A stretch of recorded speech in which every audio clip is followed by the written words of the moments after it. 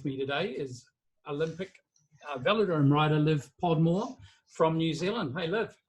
Hey, Mike. Thanks for having me today. Look forward to chatting. You're very welcome. So we're also really grateful to have you as a customer of ours, and in recent times, and I understand that you recently took delivery of our Black Max Pros. Is that correct? I did. I picked them up when I was in Christchurch visiting my family on a break after the World Champs. So that was, super exciting for me to have my own set at home with me now for training and recovery. So, pretty exciting. All right. So how's it changed your recovery? Has it improved things? Give us an idea of how you use it. So for me, I've really found, recoverability, being able to finish a session, put the boots on, chill out at nighttime with them on. I can get up in the morning and there's a lot of days where I feel like I wake up and I felt like I haven't done anything the day before. So that's super cool and helpful to have. Yep. And I'm not saying they're necessarily, a magic boot that's going to take away all your sore muscles, but they really do. And I think that they've been super helpful for me, especially this phase has been a big sort of strength endurance block, so they've been really helpful there.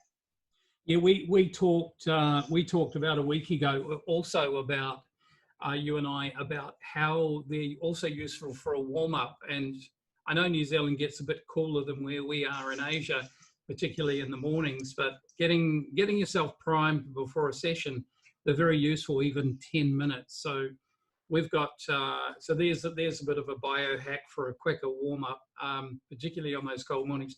Our data actually shows that you get to the same point from a muscle oxygen point of view in 10 minutes. That would normally take you about 30 minutes. So it really gets you into quality phase of your training a little quicker. So something for everyone there, particularly the cold climates. And I think that's what I've been found testing them out the last wee while has been, when I have used them for a warm up, it's literally even 10 minutes in them, your muscles feel like, they're ready to go. So that's also, cool life hack. So a good protocol when you're doing a meet somewhere and you've got lots of heats to get through to bounce back quickly in between heats as well, I would imagine. Yeah, definitely. I'm looking forward to using them in a racing scenario going forward. Yeah. Now, just one final update on that. We talked about this last time. We've just finished testing our pants prototype. So this is full length. We're calling them super pants. Why not? And it's from the toe to the waist. So this is also getting into your power muscles because your hip glute, your upper thigh, the groin area. So it's doing recovery right from the foot to right up to the waist, essentially. So we'll be ordering those, getting a production run done with those. And I've been talking to Grant in New Zealand at Wengler Sport. Grant's going to be placing an order. And one final thing with your machine, the Black Max Pro, is that we're also producing a duo connector. That means you can share with a friend. How about that? Oh, that sounds very cool.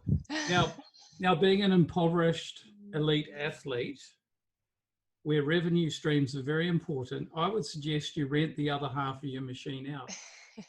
It sounds like a safe option to me, Mike.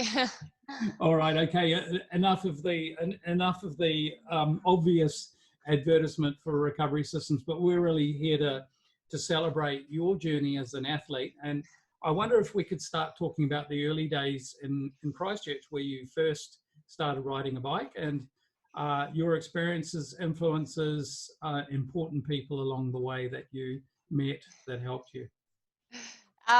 So to try and, I guess, put it as in a nutshell as I can, I started with BMX when I was 8 years old. Then I moved to road cycling, started with that when I was about 12. And to be honest, I didn't really like it. I, if anything, hated it. and my parents would have to bribe me with food to come out cycling. And so, yeah, so that was that for a couple of years. I sort of just, just did it. And then when I was 14, I found track cycling. Myself and my brother decided to turn up to the development program in Canterbury at the Hornby track there. And that's where we met quite a few important people in my life. We met Murray Steele, who was my first coach and led me to my first national title on the track. And I also met Hamish Ferguson, who after my first national title became my coach, and now he's still a huge part of my life after transitioning into the program under the New Zealand coaches. I still see him as a bit of a life coach. So all the way back there, I met some really, really important people who are still there for me. And so I found track and I loved it. I started getting results, and I just kept thriving off the speed and going faster and beating the boys, and and just kept progressing through the ranks. And Bruce and Amy Dorr back in the Papanui Club also had a lot to do with you early on. Yeah, for sure. Bruce and Amy were a key part for me running the Papanui Club, who I first joined when I started road cycling. And I think for me, they just felt like family. You'd see them a few times a week at racing, and they drove all the way down to Invercargill to watch me at nationals. And when I won my first national title, they were in tears. They were just as excited as I was. So they've been a key part. That's wonderful. Let's talk club scene.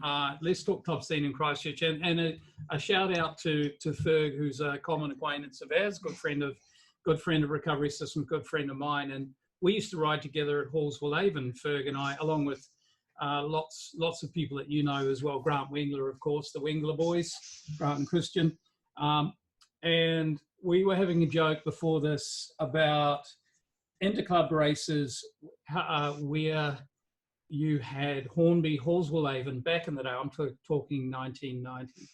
Hallsville, Papanui and Hornby, interclub race, and it might be a handicap race. And we are all of a sudden, once in a while, Papanui rider would go to the front of the bunch and take a turn, and everyone would yell out, "Hey, look, everyone, there's a Papanui rider on the front," because they were known to be track riders.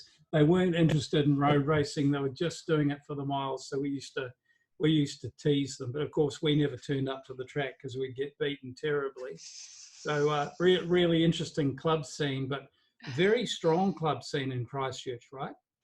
Oh, for sure. All the clubs nowadays are very strong, and I think end of the day, everyone knows you're in your individual clubs, but you come together and you're representing Canterbury, and so I think there's that really special, unique family bond down there. Yeah, go the Red and Blacks. So you had a lot of very good, high quality people around you, and also high quality competition on at Denton Park, which, if I recall correctly, the couple of seasons I was down there trying to be a track rider, concrete, 400 meters outdoors. Very bumpy. Yeah. And every wind known to man in every direction, it seemed, at the same time. Yeah, definitely. Whenever there were meets on, you would always be hoping that the weather gods were going to be in your favour, and there was going to be a nice tailwind the whole way around. But that never works out like that. So there's something very special about the elements of Canterbury, the access to a lot of flat, quiet roads with a lot of wind. So wind makes you strong, and also the very famous Port Hills. The Port Hills, yeah, I have such a big space in my heart for the Port Hills. I obviously grew up training on them, and I love them so much. And every time I get home, that's the first thing I do is get on my bike and get on the Port Hills with family and friends. Yeah. So favourite ride on the Port Hills? Oh, definitely long days around the flat, and then up the top and up Gebbies, and then down into Sumner, and it's a cool loop. At home. About 100k, would that be right? from memory? Is that Yeah, 100? I think it might be about, it depends where you are, but I think it's about, 88, 100 Ks, yeah. Yeah, good enough. And lots of climbing. Around Oh, about yeah. 400 meters to the top of the passes, and then you do it again up into Littleton. Very, very lovely ride, picturesque, with Littleton on one side, the Alps, the Southern Alps on the other side. So lots to look at, and lots of good scenery to make the miles pass faster. Oh, yeah, for sure. It's great. I would recommend to anyone to get down there. Except for maybe not in winter. Yeah, not in winter when there's ice on the hills. Yeah. Yeah. Let's move a little forward. So you got early success, and you discovered that you've got very good power to weight ratio. And I wonder if we could fast forward a little bit to Rio, and it's fast forwarding quite a long way. I'm sorry about that, but anything you want to bring up along the way, please do. Let's talk about Rio Olympics, where, how excited were you to be selected? What were you selected for? And can you talk us through what happened? So when I was, take you back a little bit, I think when I was 16, I think that's when myself and Hamish Ferguson started to thinking, well, let's go for the Olympics, 2.5 years away. Let's give it a crack. If we started writing a list, if I can, beat this person and do this time and get this result, then we can make it happen. And so that's what we aimed for, and we ticked things off. And then by the time I was just after I'd turned 19, I think I'd got the news in July that I was going to the Olympics. So that was really exciting. I was already overseas at that point on campaign with the team who knew they were going. So I was surrounded by like-minded people. So that was really exciting for me to get the news overseas. But I also, was pining for being at home with my family to share that news with. So I stayed overseas, and we made it to the Olympic Village, and it was very, very full on, as you can imagine. People everywhere, and you've got to walk 2 kilometers to the food hall a few times a day. And then it came time to racing. So I was selected for the team sprint, the individual sprint, and the Keirin. And it wasn't a great experience for me. I think day one was the team sprint, and I false started by a whole second. So literally, yeah, which is a lot in track cycling. You think if you false start by 0.002 of a second, that's a false start. So to false start by a whole second was pretty hard for me and my team sprint partner to sort of come back from that and refocus.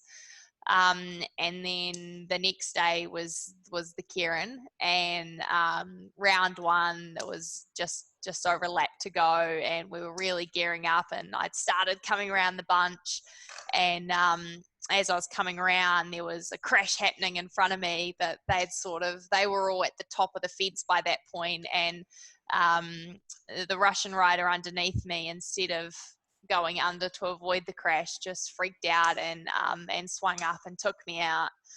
So instead of sliding down the track the way it angles, I flipped over and landed on my head first. So I was knocked out for about, I think after watching the video, about 45 seconds.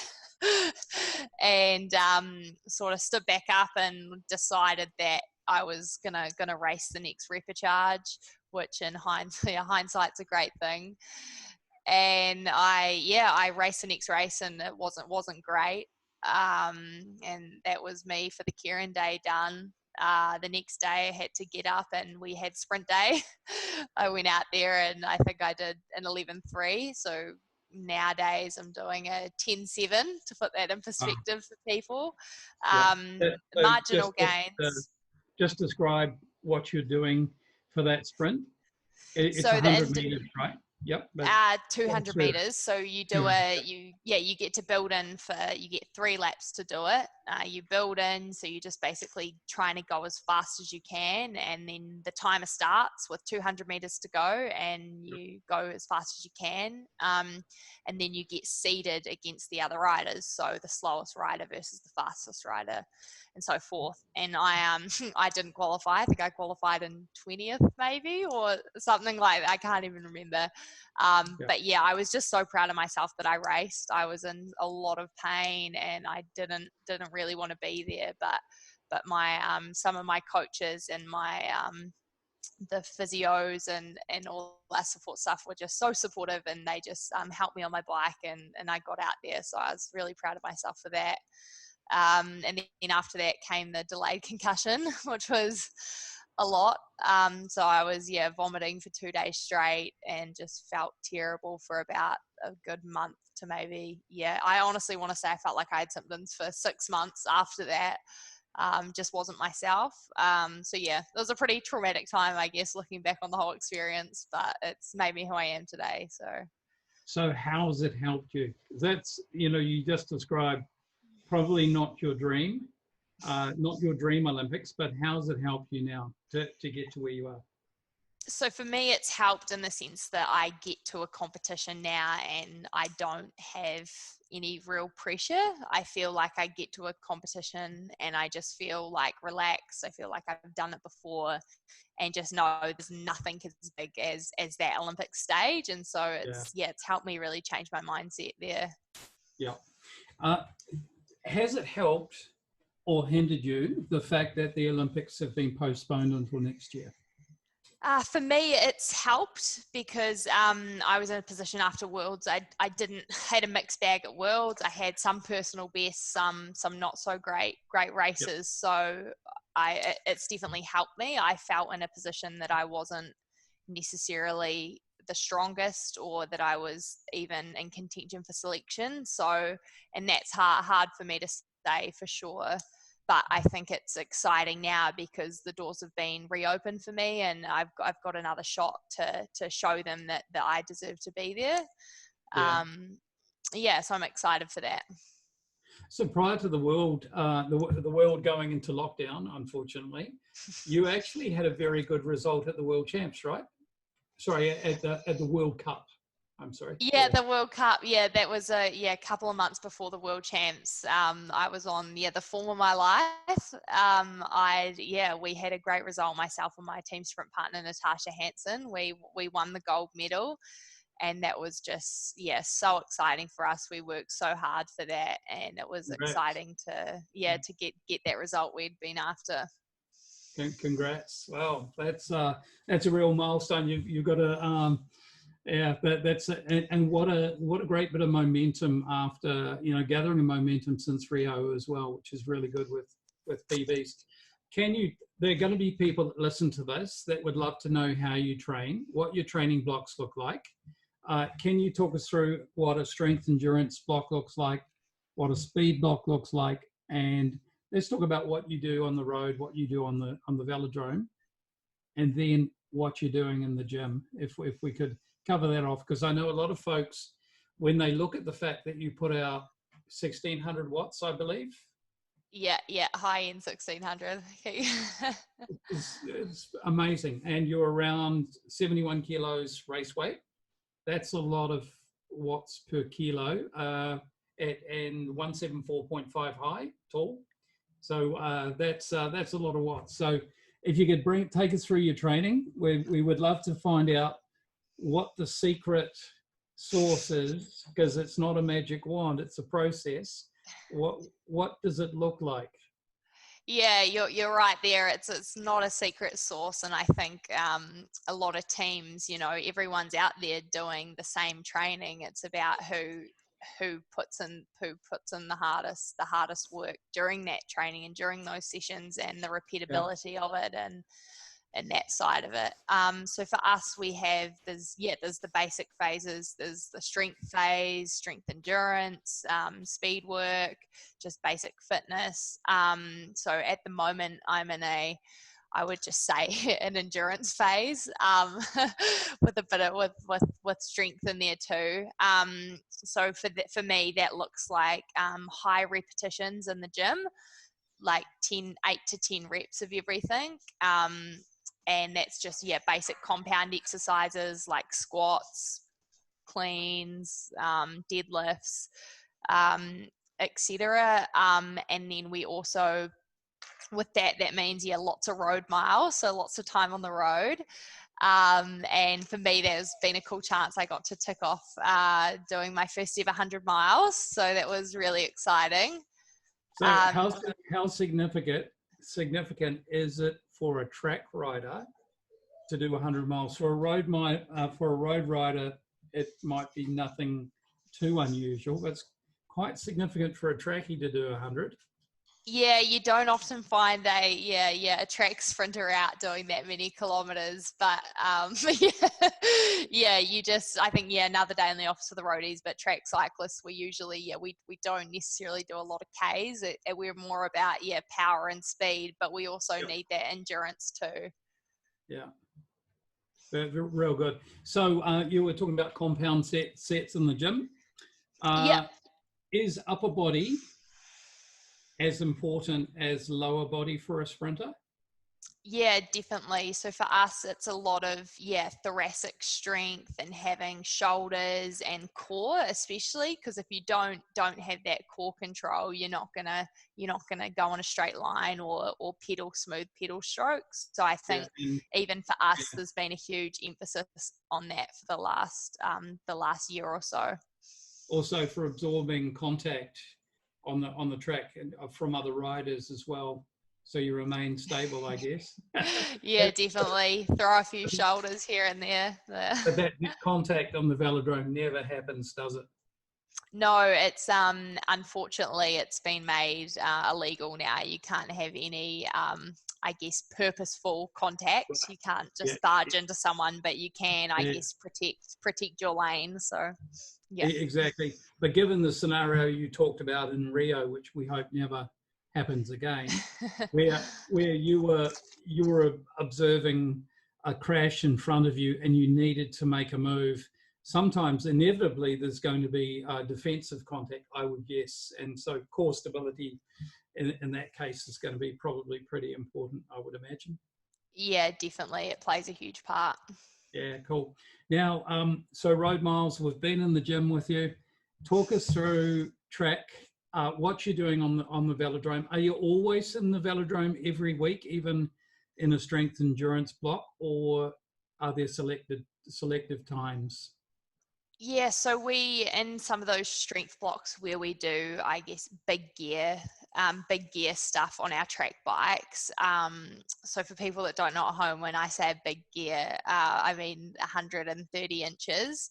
And that for us, in comparison to our warm-up gear, is 84 inches. So that's a lot. So your legs are like ticking around like this. You're just 135, would that be, for example, something like 58 big chain ring and 15 at the back? 12 on the back, yeah. 12, so 58, 12. Yeah. Okay, everyone. Most of the people I know are riding compact sets. They'll either be 50 or 52 and they'll have an 11. So 58, 12 is really quite something. So just describe when you're actually on that big gear, describe what some of your training sets look like. So on that big gear, we do various different efforts, but a standard session, pardon me, for big gear sessions would be a 500 or a kilo session. So that would be you jump into it, you settle in, you lock your core, and you just build and build until you're finishing at your top speed. For us, that's I really enjoy those sessions. It's cool. It means you get to, I guess, slow that pedaling technique down and really focus on your core and what you're doing out there. Right. So just to let everyone know, 500 meters would typically take you around how long, and how long for a kilometer in those scenarios? For us on the track, it's about on that big, couldn't tell you what I do for the big gear, but on a racing day, I'd do 500 meters in about 33 seconds, 34 seconds. Yeah, 33 seconds, 34 seconds, 34 seconds, I think. Yeah, 34 seconds. And then a kilo, I've never done a full standing kilo, but I'd like to hope it'd be around maybe a minute and 7 seconds. Yeah. That's pretty amazing pushing a big gear like that. Now, is there a speed phase? What does that look like? Yeah, so a speed phase for us usually comes just before a competition, which we all get super excited for because we've all had enough of big gears and big gym efforts by that point. So that looks like for us, yeah, a lot of motorbike work, small gear, race gear stuff. Right. And yeah, the motorbike work's probably one of the funner things we get to do. So we just sit in behind the motorbike and it drags us around at about, we can get up to about 80 Ks behind it. So it's really scary and exciting. My word. And that's in your race gear, right? Yeah, that'll be on either a small gear or race gear. All right. What gears would they be typically? And can we convert that to a road bike so people that are road riders might understand what that would be? So yeah, race gear for me is between 100. I usually like to run between 108 and 116. So how do I convert that? That would be I think I've got to convert. No, it's going to be too hard. I'm not really great. I have to look at the chart every time I change my gear, whereas some riders know it off the top of their head. But would it be mid block, say on a compact ring at the back, mid block maybe? And probably high end, to be honest, at the back of someone's gear. Yeah, like it's still we race on quite big gears. We just seem to get it up to speed. Yeah. Maybe a 52, 14 or 15 or thereabouts. What's your, what would your cadence be during those efforts, say in behind the motorbike? What would your cadence typically be? If we're on race gear, between 130 to 180. It depends on what gear we've got, how fast we're going in. But for us, I guess, or for me, optimum race cadence would be about 137. Very precise. Now, speaking of precision, you're constantly generating data off your bikes. Who's taking a look at that for you? Can we talk about your coaching staff? Yeah, so we have a sports physiologist, I think, is that the word? A sports scientist who we have a guy called Jamie, and he's super awesome, and we're so lucky to have him. And he basically, every time we finish an effort, he'll plug our bikes to his laptop and bring up the data and upload it, so we've got it straight on our phone, and we can ask him to have a look at it with us and talk us through it. So he basically runs that side of things, and then he shares that with the coach and so forth. But he's in charge of that department. How are your numbers looking at the moment? I haven't seen any numbers. Yeah, we've been in lockdown, so that means we haven't been able to be in the Velodrome or with any other teammates at all. So we haven't had any bike data except for our road bike data, and not all of us track riders have SRMs. I'm lucky enough to have one, so it's been good to have the road data, but I guess it's most important for us. It's about the track data, isn't it? So yeah, absolutely. All right, cool. So we've talked a lot about your training. I wonder if we could, there'll be a lot of people interested in your Velodrome bike and how it's particularly customized to you. And can we talk also about your race suit? Anything special about that? And I also understand you've got some pretty special wheels for that bike. So let's talk us through your bike. So our bikes, the whole New Zealand team, or most of us, the sprint team, we all run Avantis, and that's the Avanti sprint frame, which you can buy, because everything that Olympic riders ride has to be able to be purchased, otherwise it's not legal. So I do want to say it's nothing special, but we use it every day and we love it. So it's a carbon fiber frame. It's we get fitted to it by the person who does our bike fits, Justin Ralph. So we get it, fitted to us essentially. And for me, I run look bars. I like the look bars. It fits with the setup that I've got.